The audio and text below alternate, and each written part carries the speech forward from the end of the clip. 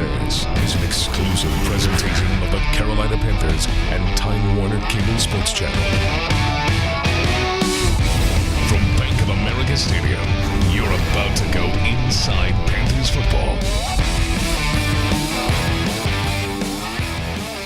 Hey folks, welcome to another week of Inside Panthers Football and another edition of Inside Panthers Football. Chuck Howard alongside Eugene Robinson. And, Eugene and I told the team management, hey, we're sick of the heat in Spartanburg. Yes. Send us back to the studios at Bank of America Stadium. So that's where we are. But training camp is not over. The boys had a workout this morning. And hard to believe they'll have another workout tomorrow morning. And then they head north as training camp wraps up on Tuesday. Hard to believe, Eugene. I can remember days when, and you can remember more than me because you were actually in the camps when it was a month long. Yeah, camps used to be a month long, 4 weeks, 5 weeks, my goodness. And now it's really about 2 weeks. And you don't even have 2-a-day practices. You just have one a day, and then it's really like a light little workout. So camp has really kind of evolved, and it had to evolve because of all the concussion protocols, of all the stuff that's going on. I think it's a lot better now. Well, I also think it makes sense because, and I think you can attest to this, even go back 10 years ago, guys are training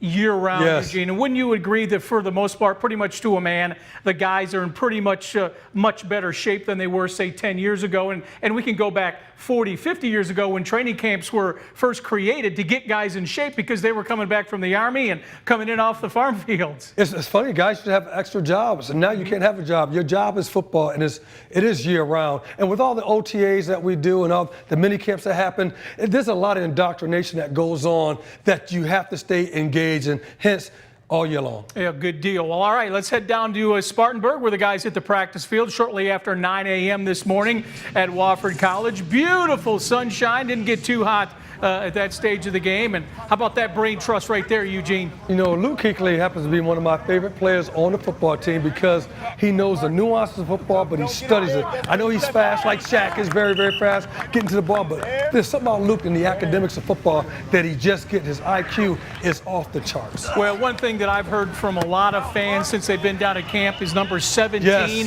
has been impressive. We saw it the other night. We'll see it again, but just huge crowds, record-breaking crowds so far in training camp, Eugene. I want to know what you do with KB and then Funches. Funches has really elevated his game too, and I think trying to take it to the next level. And you wait till you see KB in the mix. Wow. All right, so reportedly today's workout not quite as spirited as Sunday's reportedly was.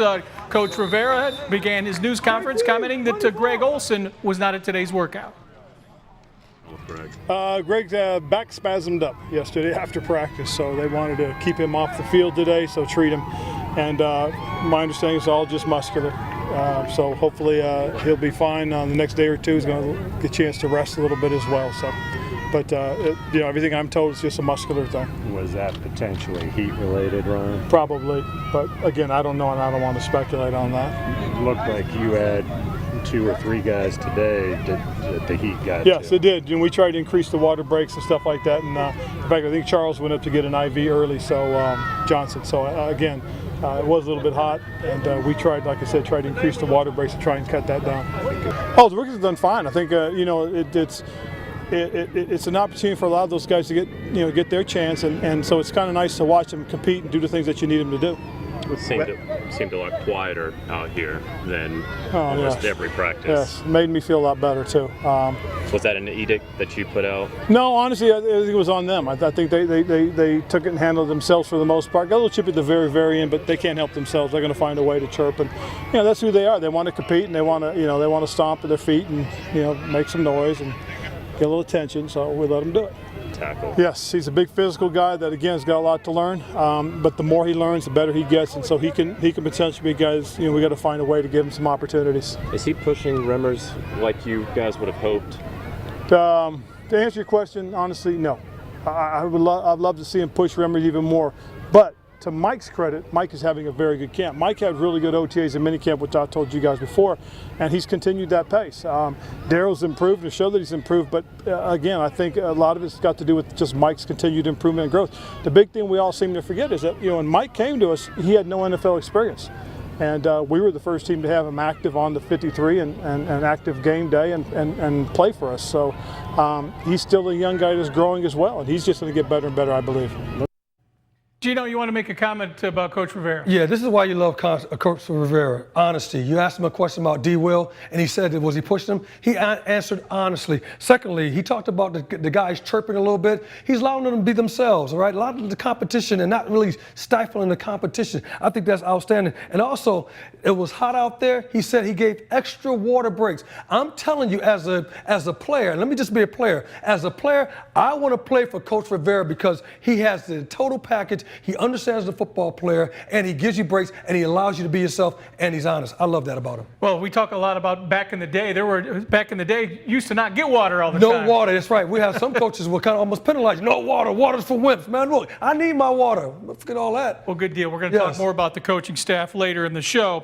Coach Rivera informing us yesterday that, unfortunately, there has been a change with the special teams coaching staff. Unfortunately, veteran special teams guru Bruce DeHaven has gone back to Buffalo to undergo further treatment for his recent bout with cancer. Coach has been battling prostate cancer for a couple of years now. He will assume the role of senior advisor to special teams, and if everything goes as planned, we will see Coach back here for the regular season home opener against San Francisco. So Thomas McGahee, who joined the Panthers as an assistant special teams coach in February, will assume the special teams coordinator role now. A veteran of 10 NFL seasons, McGahee has been a special teams coordinator or assistant in the NFL or at a major college program since 2002. Former Panther linebacker Chase Blackburn, who's been serving as a special teams coaching intern during the offseason, will serve as McGahee's assistant. Here's Coach McGahee on his new duties.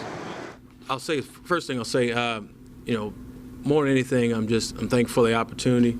But this has nothing to do with me. This is all about Bruce and the foundation that he's laid. I've been blessed to be able to work with him for a couple of months. I've coached against him for years. He's always had outstanding units going all the way back to Buffalo. And he's always been kind of an idol of mine. When you look at special teams coaches around the league, you aspire to accomplish the things that he's accomplished over the course of his career. And the foundation, like I said, the foundation that he's laid has been awesome. Me and Chase are just going to build on it. That's it. Very similar to Bruce. We're really big into fundamentals and techniques.